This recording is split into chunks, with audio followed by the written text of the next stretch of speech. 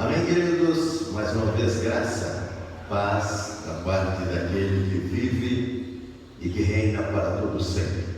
Alegria nossa sempre maior quando nós podemos nos desprender de tudo para estarmos neste santo lugar. Tem um hino que cantamos, né? Todos nós estamos no santo lugar e há anjos ao nosso redor. Se alguém pode expressar tamanha mensagem, tamanha palavra como essa, somos nós, porque as razões e os motivos que nos traz aqui é somente engrandecer o nome dele, esse nome excelso, sublime e santo. Vamos abrir nossas Bíblias no livro do Josué. Josué, no capítulo 1, livro de Josué, depois do Deuteronômio. Josué é o 6º livro da Bíblia, né? Tem o Gênesis, o Êxodo, o Levítico, o Número, e depois vem o Deuteronômio, e então vem o Josué. No capítulo 1 de Josué nós lemos: aconteceu depois da morte de Moisés, servo do Senhor, que este falou a Josué, filho de Nun, servidor de Moisés, dizendo: Moisés, meu servo, é morto. Levanta-te agora, passa este Jordão, tu e todo este povo, a terra que eu dou aos filhos de Israel. Todo lugar que pisar a planta do vosso pé, vou-lo tenho dado, como eu prometi a Moisés, desde o deserto e o Líbano até o grande rio, o rio Eufrates, toda a terra dos heteus e até o mar grande, que é o mar Mediterrâneo, para o poente do sol, será o vosso limite. Ninguém te poderá resistir todos os dias da tua vida. Como fui com Moisés, assim serei contigo. Não te deixarei, nem te desampararei. Sê forte e corajoso, porque tu farás este povo herdar a terra que sobre juramento prometi dar a seus pais. Tão somente sê forte e muito corajoso, para teres o cuidado de fazer segundo toda a lei que meu servo Moisés te ordenou. Dela não te desvie, nem para a direita, nem para a esquerda, para que seja bem sucedido por onde quer que andares. Oremos. Pai, aqui está esta porção escolhida e eu oro pedindo do Senhor que a tua suficiência e graça nos alcance neste momento, porque viemos celebrar o teu nome e ouvir a tua voz, a tua palavra. Que nada nos incomode, que nada nos perturbe, que nada nos roube desse lugar. Por amor de Jesus te pedimos. Amém e amém, Jesus. Coloquei como título um novo tempo na vida do povo de Deus. Como sabemos, nas Escrituras Sagradas, o povo de Deus, e tão somente eles, eram conhecidos e chamados o povo de Israel. O povo de Israel foi um povo criado a partir da decisão de um homem chamado Abrão, que ele decidiu obedecer a Deus. Então, isto importa neste presente século, que todo aquele que fizer de igual modo, de igual monta, ele também será bem sucedido e ele será também o povo de Deus.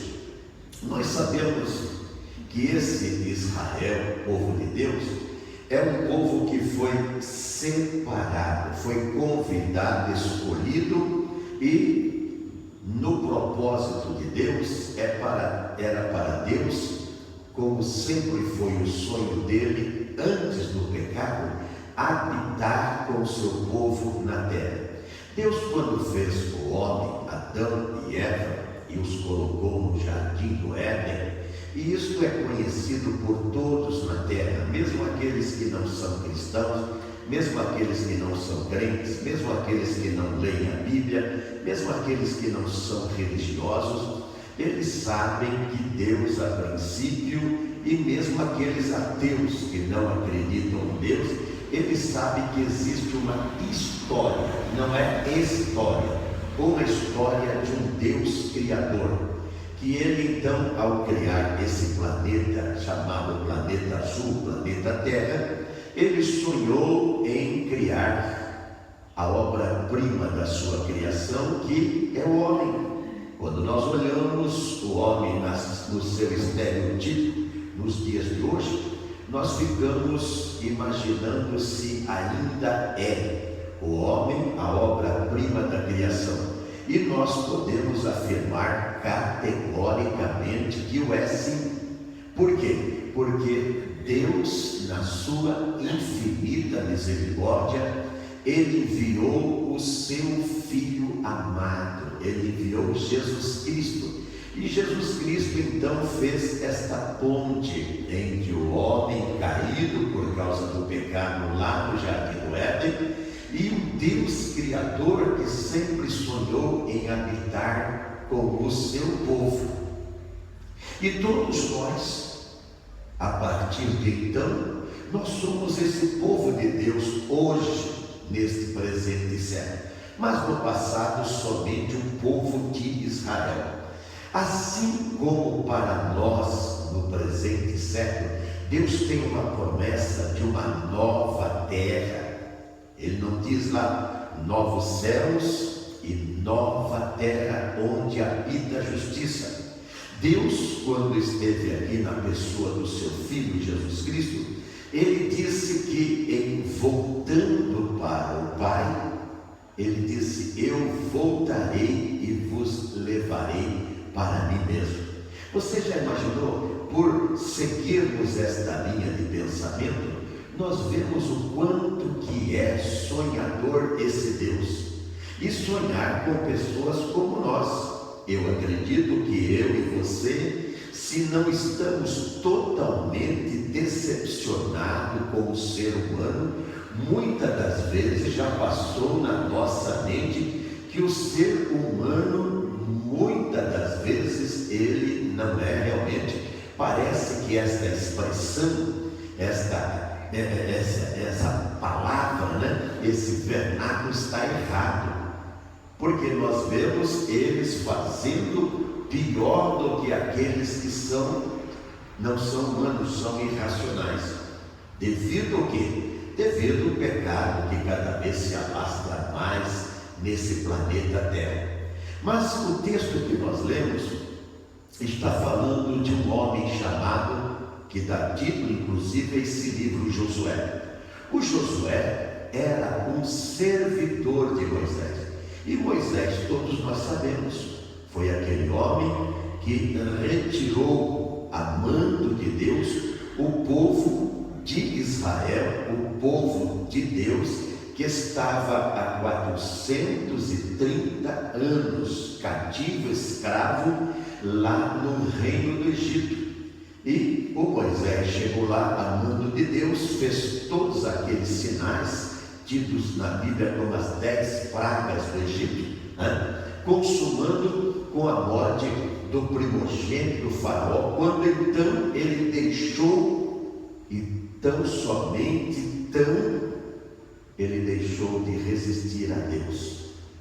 E ele então liberou o povo de Israel, e o povo de Israel então saiu, depois de 10 gerações, saiu da terra do Egito e peregrinou por 40 anos no deserto, e agora eles estão à margem do grande rio Jordão, o mesmo rio tradicional, histórico, que as pessoas até criam um certo misticismo neste rio, né, o tal do rio Jordão, que ele é milagroso, que não é não. Eu estive lá, eu inclusive me renovei os meus votos ali. Eu trouxe inclusive a água de lá, e quando o Rio Jordão ele nasce lá no Monte Hermon, então ele é limpo.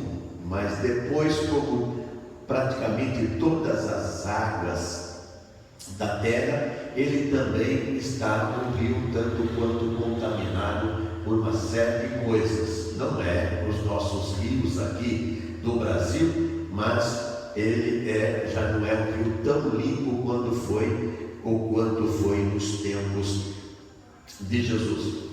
E eles estão exatamente ali, mas eles estão vivendo um momento que parece que não sabem o que fazer na vida.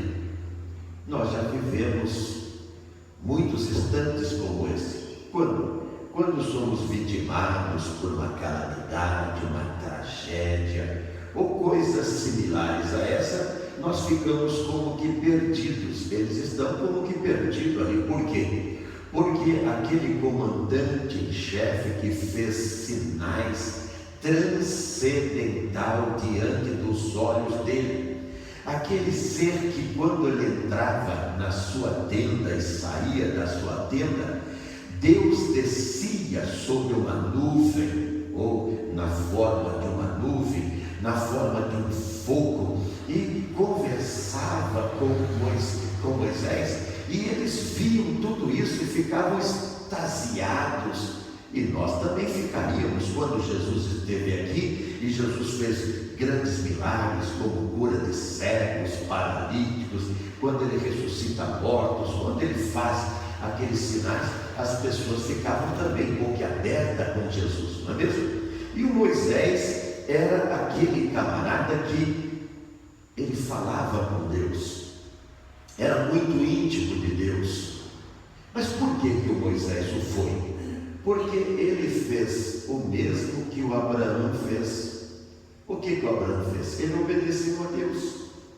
Você e eu que estamos aqui, nós podemos também ser íntimos de Deus.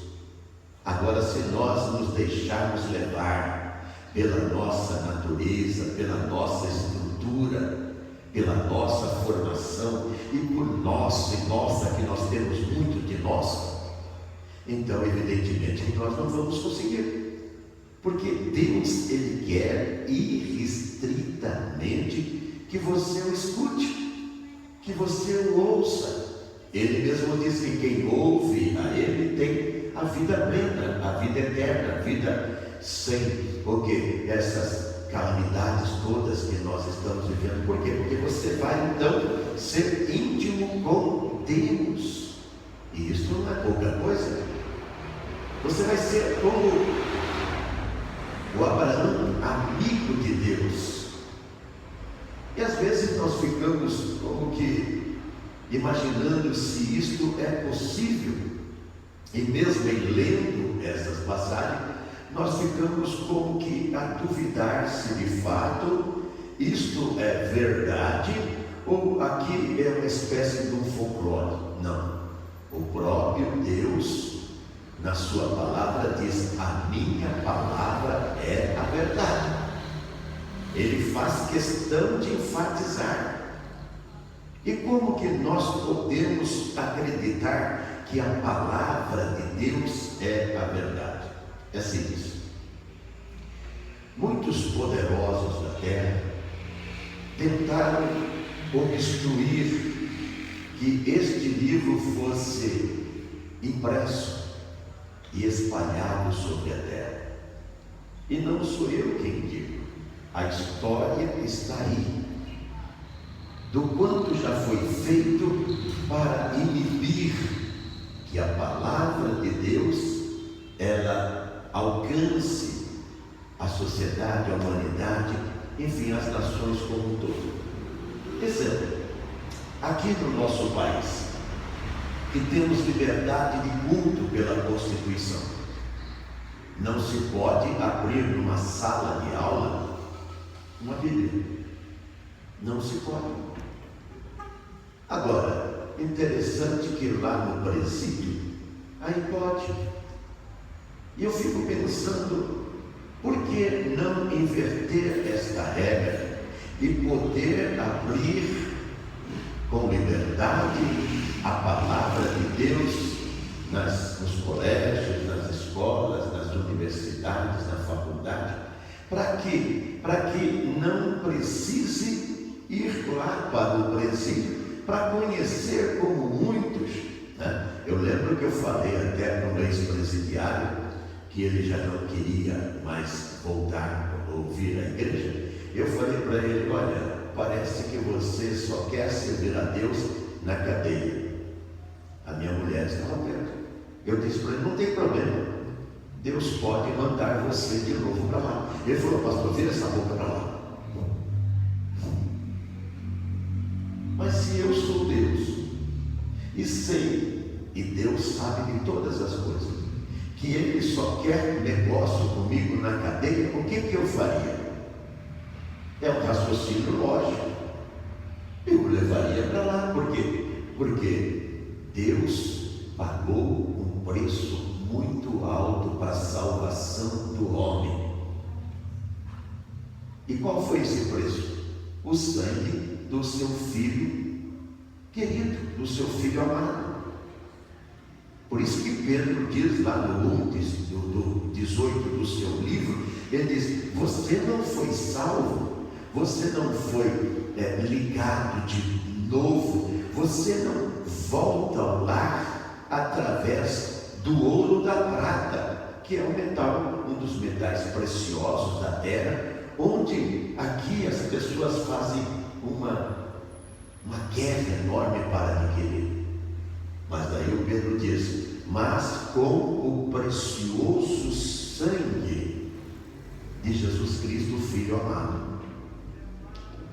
E é através de Jesus que nós retornamos e nos tornamos novamente conhecidos de Deus.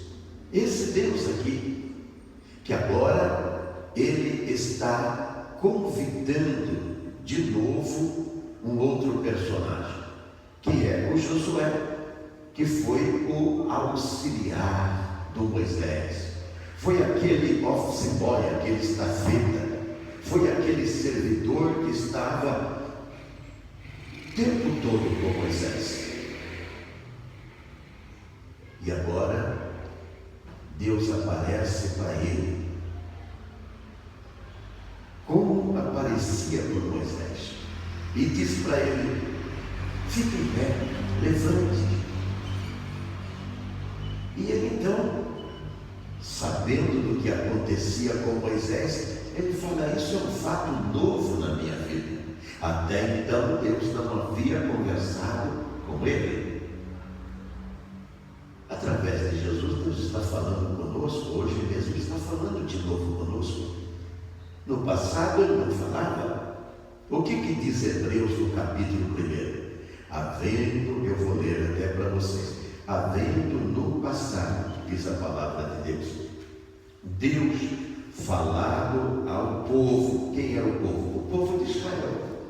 Olha como diz aqui: havendo Deus outrora, no passado, falado muitas vezes e de muitas formas e maneira aos nossos antepassados pelos profetas, nestes últimos dias, quando hoje, século 21, nos fala pelo Filho.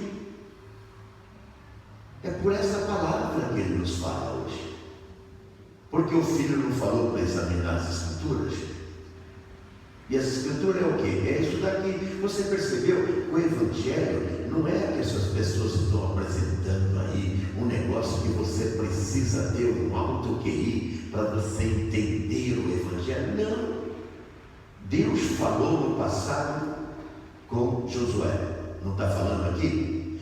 Nós estamos dizendo para você, antes Ele falou com Moisés, mas agora Ele fala-nos através da Bíblia, a palavra dele, as Escrituras, que lá em João 5,39 diz: examine as Escrituras. O que é examinar? Folhear esse livro, esse espesso livro, né? Virar essas folhas. Examine as Escrituras, porque elas me anunciam, elas falam de mim. Deus quer falar conosco. Ele quer falar com quem? O mesmo que Ele está falando aqui. Olha, vocês estão na iminência. Eles estão à margem do Rio Jordão. Passando do Rio Jordão para lá, eles já estão em Canaã. Eles já estão em Jericó, inclusive. Foi a primeira terra conquistada. Uma cidade murada, com muros intransponíveis, impossível humanamente de entrar lá. E Deus simplesmente destruiu aquelas muralhas. Como que o fez? Josué deu 7 voltas pela cidade. Na 7ª volta, o que eles fizeram? Glória a Deus! E o muro caiu. Você vê como é importante você dar glória a Deus? Os muros que estão impedindo o seu acesso aos seus sonhos. Qual é o sonho? Conquistar a cidade. E você, pelas armas, até porque eles não eram militares, eles não eram soldados, eles não eram guerreiros, eles eram o quê? Ex-escravos de várias gerações, de 10 gerações, eles eram escravos. Então não tinham o quê? Eles não tinham academia militar, eles não tinham tiro ao alvo para aprender as técnicas, estratégias, né? Como todas as nações tinham. Mas eles tinham o quê? Eles tinham Deus, Criador de todas as coisas. Você tem? Se você tem, faça como eles, dê glória a Deus, exaltem, louvem, celebrem a Deus. Eu às vezes fico imaginando, porque quando eu estive em Jerusalém, na velha Jerusalém, então eu vi lá a Torre de Davi, eu vi os muros de Jerusalém, são muros largos, onde a soldadesca fica toda armada lá em cima para vigiar se vinha algum esquadrão, algum exército, enfim, o inimigo, algum ataque contra a cidade. E eu fico então imaginando o povo de Jericó, olhando aquele exército de pessoas, não eram de soldados, que estão o quê? Estão dando volta na cidade. Certamente eles foram atacados outras vezes. E eles ficavam então se perguntando: por que esses caras estão loucos? Se eles querem entrar aqui, não vai ser com essa técnica, com essa estratégia. E aí que eles se enganaram, porque foi Deus que deu para ele o modelo de conquista. Eu não falo para você que as coisas de Deus aqui, dessa porta para dentro, é uma coisa muito maluca. Por quê? Porque não é como está lá em Coríntios 10, 4 diz assim: as armas da nossa milícia não são carnais. Não é da carne. Não é com lobo, mentira, não é com técnicas monumentais, não é com armas químicas, armas atômicas, não é com armas bacteriológicas, não é com venenos, não é com absolutamente nada. É com glória a Deus, é com celebração, é com reconhecimento de que nós vamos chegar aonde não é só o nosso sonho. Veja bem que ele diz assim: eu prometi para os teus antepassados. Presta atenção, se você não entrar nos céus, o que eu lamento muito, porque é uma coisa muito louca você viver esta vida, que é uma vida efêmera, que o próprio Salmo 90 diz que quem passa como eu, de 70 anos, só tem canseiro e enfado. Está lá no Salmo 90, no verso 12, e a gente vê que de fato esse povo aí fora está todo cansado. Agora, quando você passa dos 70 como eu, e você é um Josué, você é um Moisés, você é um Abraão, você é um Paulo, você é um Pedro, você é um João, você é um Elias, então a presença de Deus, porque você o exalta, vai o quê? Derrubar os muros que estão impedindo o seu acesso na sua conquista de vida. Vai fazer isso. E você, se puder crer como eles puderam. O Josué, quando ouviu esta fala, esta palavra de Deus, ele acreditou, mas tem uma implicação. Qual era a implicação? Não te aparte do livro desta lei. É a Bíblia. Se você não se apartar desses ensinos, se você se ater a conhecer estes mandamentos que estão aqui, olha, nós temos só Israel. Israel começou como nação com 10 leis, que é as leis de Deus. Sabe quantas leis Israel tem hoje? Lá em Israel, 613 leis. Agora eu pergunto de nós, você já viu quantas leis nós temos? Nós temos milhares de leis. E eu pergunto, nós estamos numa boa nação? A nação americana, por ser a primeira nação, com as suas leis, estatutos e regras, ela é uma boa nação?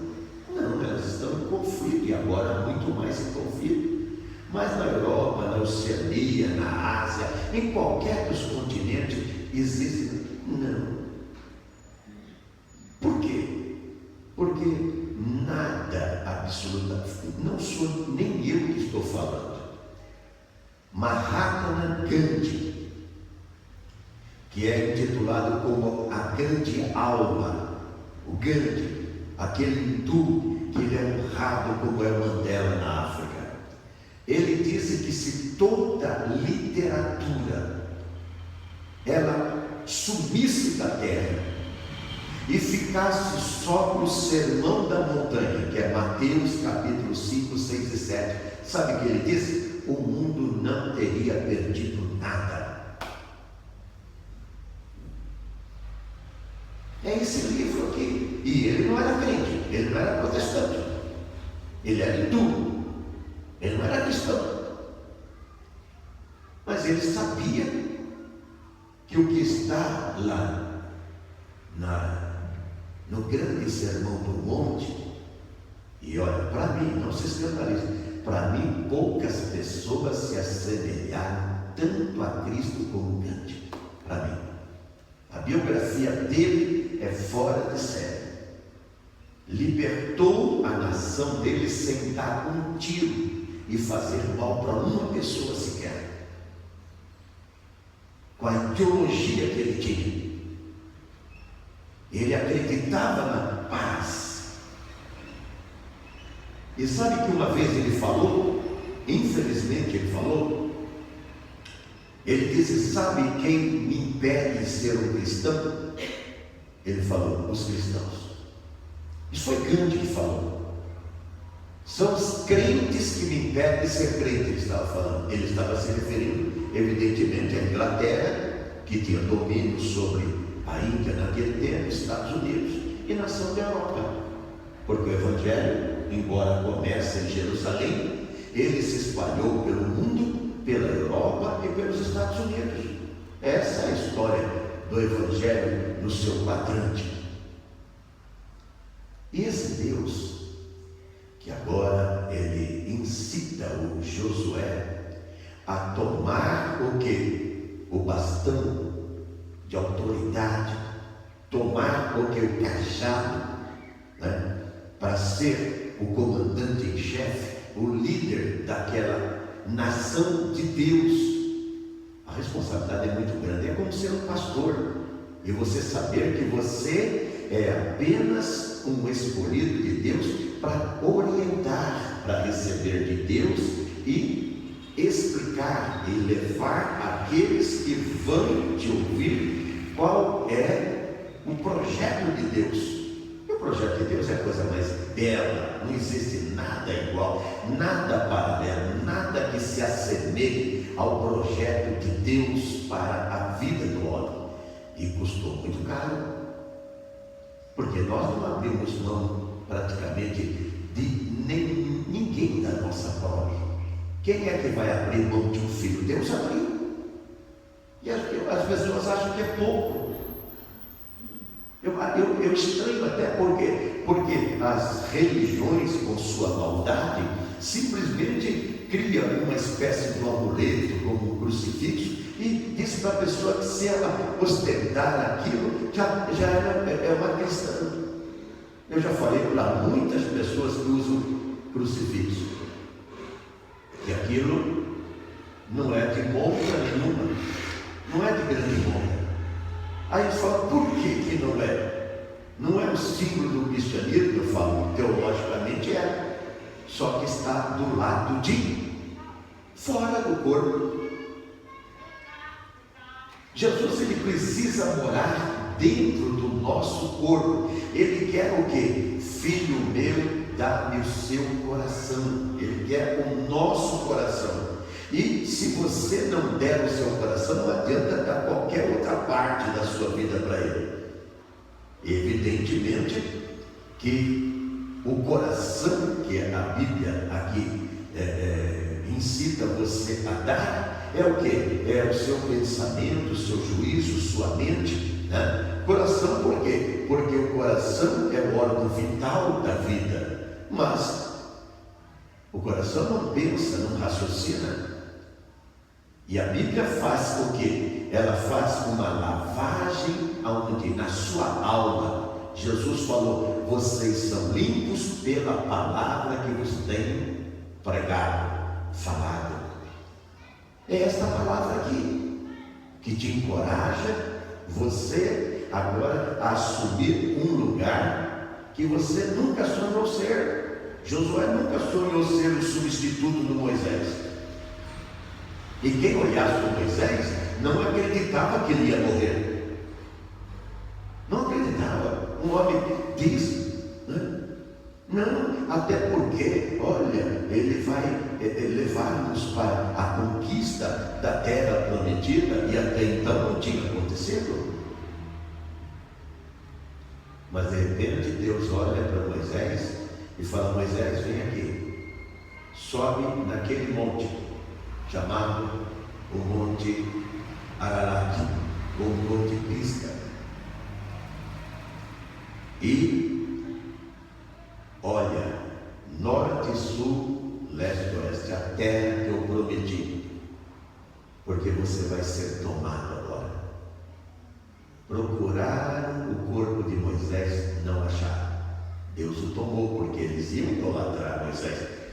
Quando uma pessoa aqui nas religiões ela é um pouco generosa e tudo e tal, o que eles fazem? Eles beatificam e vira o quê? Vira veneração, motivo de veneração. Eles endeusam uma pessoa. E sabe o que a minha Bíblia diz? Não tem outro Deus a não ser a mim. Toda pessoa, como Moisés, como Josué, como Elias, como Paulo, como Ciro, eles são simplesmente um veículo de Deus. É como uma caixa. A caixa não tem valor nenhum. Quando você recebe um presente, você guarda a caixa? Não, você abre aquele presente, rasga o papel, tudo e tal. Você quer saber o que está lá dentro. E aí quando você vê o que está lá dentro, aí você se alegra. Agora aquilo que envolveu, deixa de lado. É assim também. É desta forma que Deus quer que nós sejamos. Por isso que toda criação, esses amuletos, essas quinquilharia, esses relicários inventados pelas religiões, é só para fazer fortunas, como eles fazem. E o pior de tudo, a pessoa, né, acha que tendo um crucifixo, se apareceu um vampiro, estou evidentemente aqui trazendo um pouco de humor para a mensagem. Ele vai mostrar a cruz, o vampiro vai sumir. Vai vir um doente e vai mostrar a cruz, como nos filmes acontece aí, dando àquele instrumento criado um poder que não existe nele. Você quer poder? O povo de Israel teve um poder enorme. Por quê? Porque eles estão diante de uma cidade inexpugnável. Eles estão diante de um povo que não vão de maneira nenhuma sair daquele lugar para eles tomarem posse. E Deus falou: é este lugar. Veja que ele diz aqui: olha, eu quero dizer para você que ninguém vai poder parar, resistir a você todos os dias da minha vida, e eu vou ser com você como eu fui com Moisés. Que coisa bonita, ele está dizendo para você aqui, que está aqui, você que vai ver, que ele vai ser com você como foi com Moisés.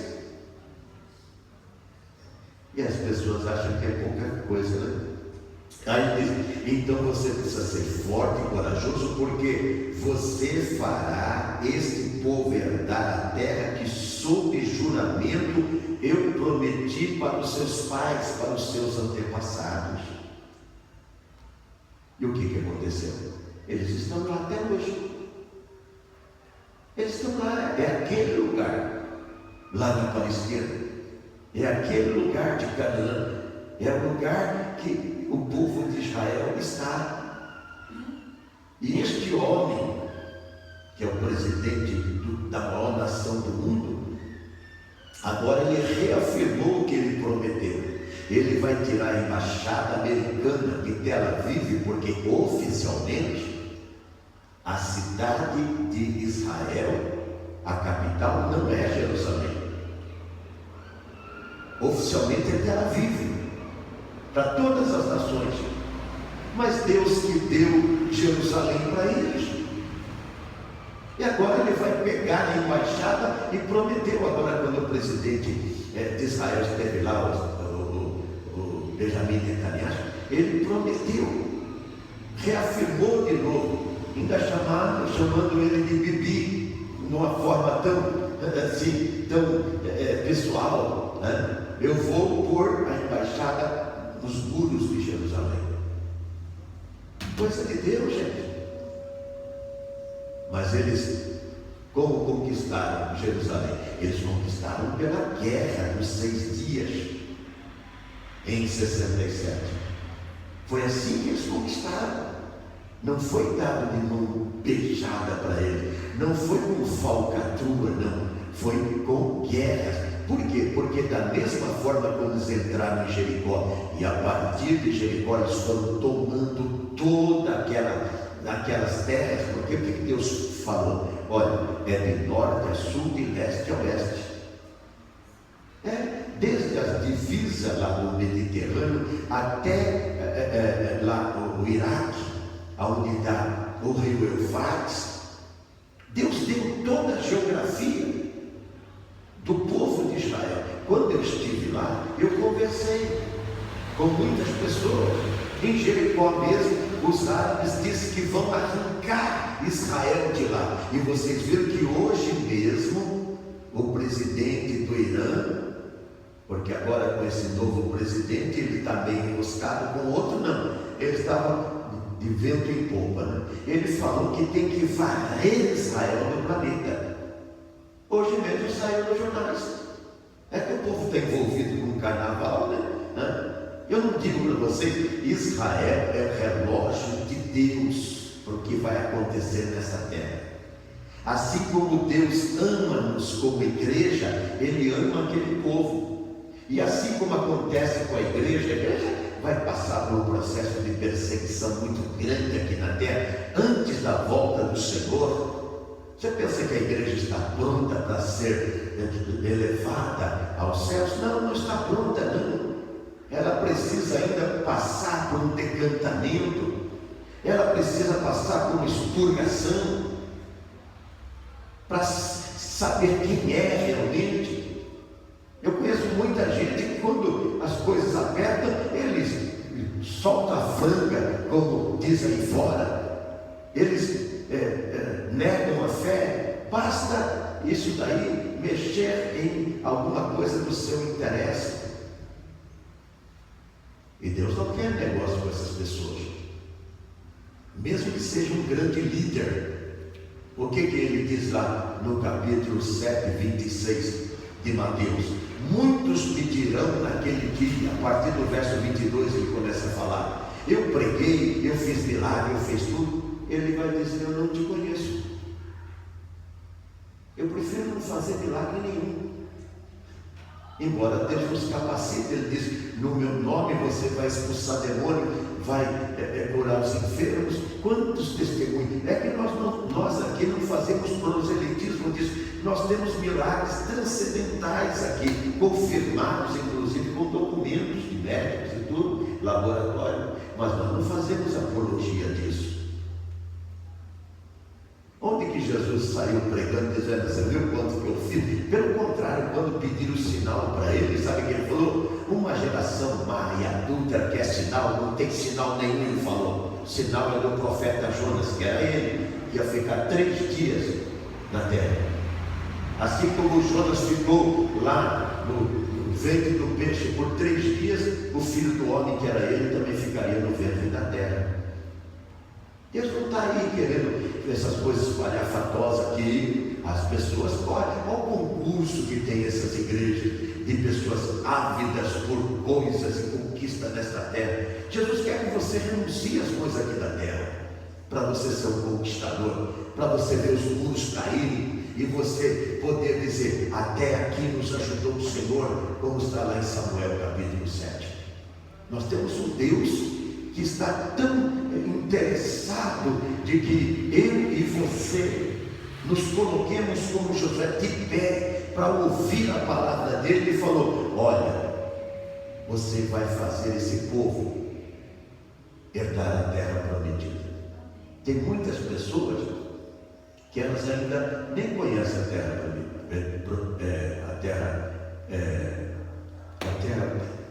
prometida, às vezes, né? Não conhecem. E quem é que vai mostrar a terra? Vai falar da terra? Eu e você, como estamos fazendo nesta hora.